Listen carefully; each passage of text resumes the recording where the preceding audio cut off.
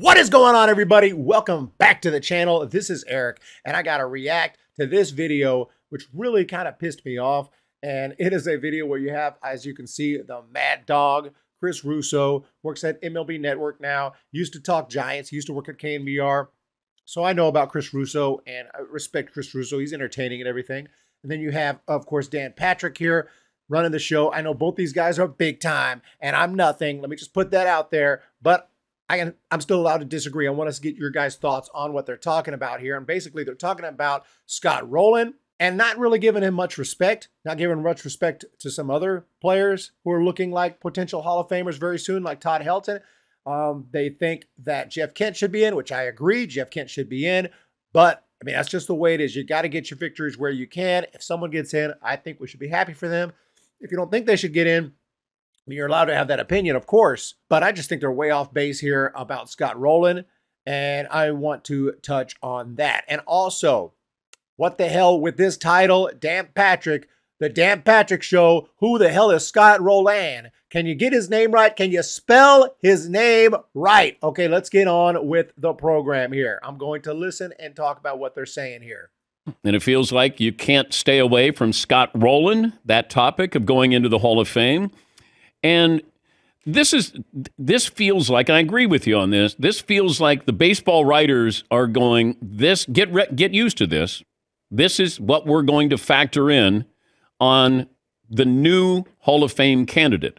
If Scott Rolen just went by the normal stats we had growing up, he's not a Hall of Famer. But these, WAR and VORP and all of this other stuff, Scott Rolen's he's going to be the poster child. We're going to look back and say, that's when it started.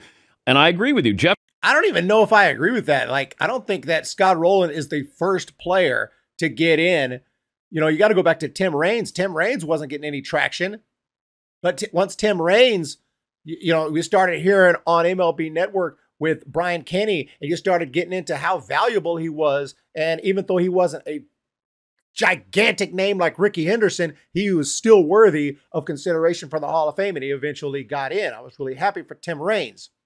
So it's already has been happening that you've been looking more into WAR and into other stats and into their overall performance, how much they helped their teams win, instead of just, oh, did he hit 500 home runs? Did he have 3,000 hits? Was he this just superstar name that just blows your mind because he played with the Yankees his whole career like Derek Jeter, but someone else who maybe played for 4 or 5 teams, doesn't get the same kind of, respect and the same kind of punch with their name, and they don't get in. Instead, I think we're doing it right, or closer to right. It's not perfect, but we're on the right track, looking more at a player's entire career and their entire impact, and not just having these milestone numbers. Wow, look at that. Yeah, the consistency angle is what bothers me. I mean, I don't know how you separate Rolen and Kent. Kent only gets 46% of the vote on his 10th year. Furthermore, doesn't it bother you, Danny, that in his first year in 18, Rolen only had 10% of the vote? Yeah. How do you go from 10% to in 4 years? I don't understand that. Has that happened to anybody? Like, what's the lowest? That's the lowest ever. Okay. Yes, it does bother me that he only got 10%, because that's bullshit that he only got 10%. What he's saying is, doesn't it bother you that he only got 10%? Now he's getting in? Well, that doesn't sound right. Which was the mistake, with the 10% or the putting him in? Chris Russo says the mistake is putting him in, that he belongs more closer to the 10%. Well, I think he should be in. I think, and we're going to let's look at his stats just very shortly after Dan Patrick says something that really pisses me off. But what I'm telling you is, what do you think? Is Scott Rolen closer to a 75% candidate or a 10% candidate? Well, you're about to find out if you're not sure when we look at his stats, and it's pretty damn clear. 10% is a joke. It's absolutely pathetic that he was ever at 10%. But Chris, let me ask you this. What if I said you can either look at all the stats, I'll move forward a bit, or you can't look at any stats? He's going to throw out some names, and that you just, without looking at any stats, without considering anything, Hall of Famer or not. Decide who's going into the Hall of Fame. So right now, you can't factor in anything with Billy Wagner other than I'm going to go Billy Wagner, Hall of Famer. Right. Like, if you do that to me, before I did all the research, before I really understood his value in his career, I might say no. I might say, I don't think that Willie Wagner's a Hall of Famer because like Chris said, we kind of remember his postseason struggles. Well, I would say no because I would go eye test and I'm going to remember the bad games in the postseason. Okay. Todd Helton. Hell yes. Todd Helton, no. Yeah. And then they start talking about Denver. I'm going to go forward here. They start talking shit about Coors Field as if it's not a Major League Baseball stadium. That is such bullshit. No, you can't put him in because all those stats were inflated by... That's where they play their games at. That's what team he was on. Todd Helton didn't beg to go play in the Rockies. That's what team he ended up on. That's his first team. And he stuck with there. He played his career there. He was happy there. And you're going to punish the dude because he played there? I mean, I understand it to an extent, but at the same time, it's not like they're playing on the moon. They're playing in Denver, Colorado. The air is a little thinner. It's a good hitter's ballpark. There's hitter's ballpark. There's pitcher's ballpark. You have a pitcher who plays his career at a pitcher's ballpark and is dominant and is awesome. You don't keep him out of the Hall of Fame. Like, nah, he was only good because he played at that ballpark.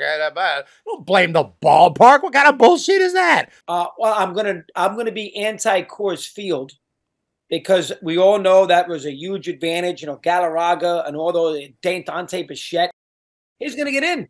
But you know what? And we brought this up. Scott Rolen wasn't a star.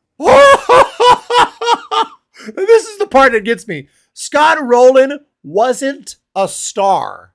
And he was just a plug and play, very good, Reds and Cardinals. Plug and play. Plug and play. What the Let's check out this plug and play player. You know who's plug and play? Austin Slater. Okay? You know who's not plug and play? Rookie of the Year award winner, 7-time All-Star, 8-time Gold Glover, Silver Slugger. Let's see his home runs. 31, 26, 26, 25, 31, 28, 34, 22. RBIs, 110. Here he had 107, 110, 104, 124. Gold Glover. Year after year, Gold Glove, Gold Glove, Gold Glove, Gold Glove, Gold Glove, Gold Glove, Gold Glove, Gold Glove. This is your plug and play, not a star. Plug and play. What? This dude is a monster. He had an OPS over 1,000 in 2004. This dude is an absolute machine. Plug and play? What the freak are you talking about? Has the planet gone mad? You know, Dale Murphy was a star. Don Mattingly, star. Yes, but they didn't have the numbers. But if you said, hey, Don Mattingly's going in because of contributions to the game or the star power, what he did, you know, he missed probably 2 more years than he's going to be a Hall of Famer. Dale Murphy hits 400 home runs. We might look at him differently than 398, as crazy as that's going to sound. So we don't have star power now. How many players would your kids go, Dad, I got to go watch him play? Aaron Judge. Excellent point. Shohei Ohtani. Yep.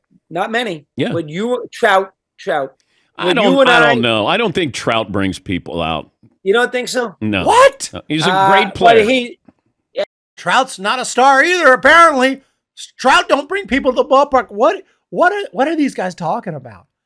I mean, I understand it to an extent. Like, yeah, Don Mattingly in his prime, Dale Murphy in his prime were, you know, close to the best in the game. I mean, they were absolute superstars. But to say that Scott Rolen's not a star, I mean, it's just blasphemy. What the freak are you talking about?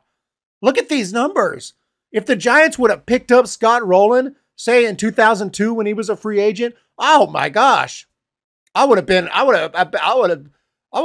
out. I would have lost my mind. I would have said, dude, we're winning the World Series. We probably would have won the World Series in 2002 if we had Scott Rolen on that team. We had David Bell. David Bell is fine.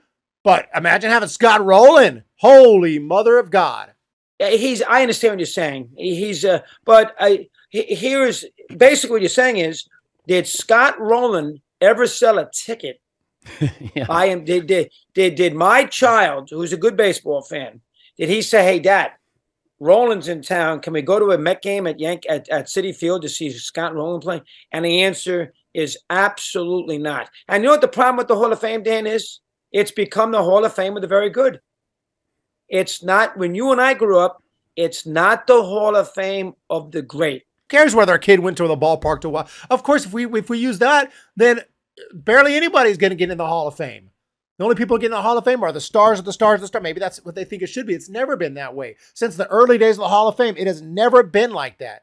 If that was the precedent that was set, okay. If only Babe Ruth and Ty Cobb got in and guys of that nature, and then Mickey Mantle, Hank Aaron, if those are the only guys that would get in throughout, baseball history, guys who are that good. Willie Mays, of course. Let's just say, like, for sake of argument, Orlando Cepeda never got in. Let's just say even Willie McCovey didn't get in. Only Ted Williams, all the biggest names. Then I would say, okay, the standard has been set. The precedent has been set. That ain't the case. Frank Chance is in the Hall of Fame, isn't he? Now I got to double check. But I'm just saying, like, yeah, Frank Chance is in the Hall of Fame.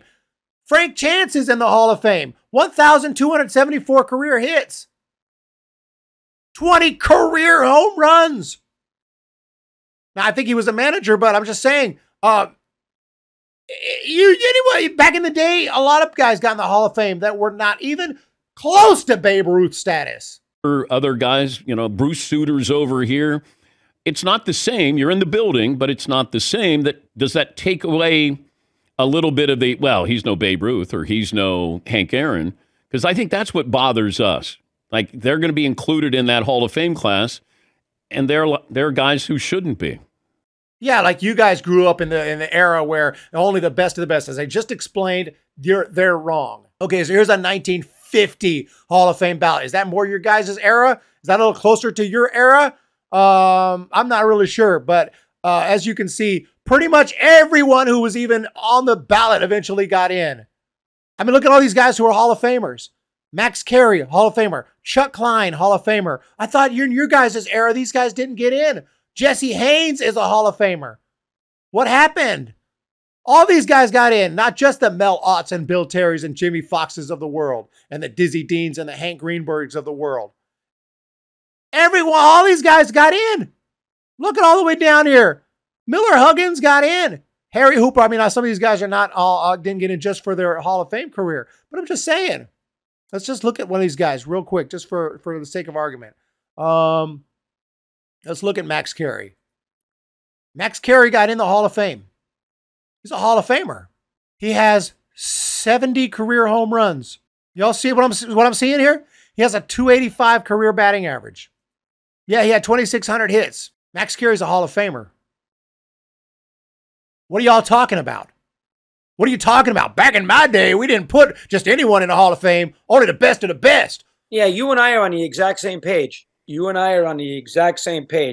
a very, very good player. And I like this statistic that I used this week. How many balls do you think were hit to Rolen? They bring up the defense in the 7 Gold Gloves. How many balls during a course of... Whoa. 7 Gold Gloves. 8 Gold Gloves. We're going to talk. Let's talk facts. Yes, I'm a nobody. But let's get the facts right. 8 Gold Gloves. A week. Let's say he played 6 games. That he makes a play on that no other third baseman in the sport makes a play on. If you're going to tell me 3, that's a lot. Because lots of times he doesn't get a ball hit to him the whole game. So if you're going to tell me in 6 games, every other game, he makes a play at third base that not another third baseman in the world can make a play on, let's say I'd be fair to you and I'll give you 3. How many at-bats does he have during a week? 6 games, somewhere between 24 and 28 at-bats. So he's got 24 to 26 at-bats, say, and he gets 3 balls hit to you. Would you rather have the guy that can make maybe the 3 plays ground balls, or would you rather have who's better there, or would you rather have the guy who's the better offensive player who's got 23 more chances to get up to the plate to get a big hit? I know, because Scott Rolen's so bad off. I don't know if I didn't understand what he said, but Scott Rolen's just God awful offensively. I mean, damn, 110 RBIs, 107, 110. 31 home runs, 31 home runs, 28 home runs, 34 home runs. And this guy's just awful offensively. Can't deal with that. We need someone who can hit up here. What the hell are you talking about? Am I not understanding what he's saying? I'd rather have the offense myself. Would you? Wouldn't you rather have the offense? In today's game, absolutely. Who the hell is putting up these offensive numbers in today's game that's not a superstar? Who in the hell is driving in 110 runs? Who's doing this? I don't understand the disrespect. Someone help me in the comment section. Scott Rolen wasn't good offensively? And that's where Kent. And by the way, Ozzie Smith's in the Hall of Fame. I would love to get your thoughts, Chris Russo, on Ozzie Smith. Because he's in the Hall of Fame strictly for defense. Strictly for defense. I'm not saying he shouldn't be a freaking wizard, but I'm just saying he's in the Hall of Fame. You can get in the Hall of Fame strictly for defense. And you know who they're not talking about? Is Jones. How the hell does Andrew Jones get, what, 10 gold gloves? I lost count of his gold gloves. And also almost, he got well over 400 home runs, if I'm remembering right. Yeah, 10 gold gloves, 434 home runs, 10 gold gloves and 434 home runs, and he can't get in the Hall of Fame. I think I've said enough. I think you guys get the point here. I'm going to cut it off now. But this video is really just driving me crazy. I don't know what they're talking about. I agree Jeff Kent should be in, but good God, man. What disrespect. You can't even spell the man's name right. Scott Rolen, what the fuck?